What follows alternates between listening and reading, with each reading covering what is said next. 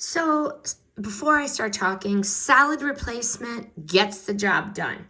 So I grabbed these replacement electrode pads as a replacement for my original NeuroMD pads. And you know what? They worked just as expected. So real quick, they're a win. Good adhesive, sticks well without leaving behind a mess. They're reusable. And I found that they hold up for multiple uses.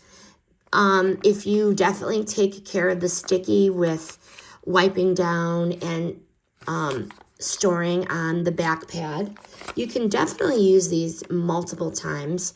I do wipe mine down with a little alcohol and put it back on here, and I can reuse these several times.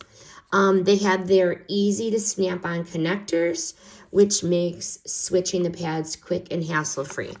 So I have my NeuroMD right here, and we're going to do a side-by-side comparison. So here's the original, and here's the replacement. Let me just take this off. The pad size is identical. The electrodes are placed in exactly the same place.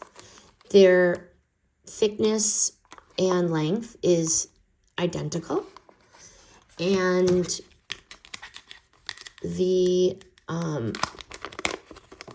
NeuroMD portal fits exactly the same way on this pad, this replacement pad.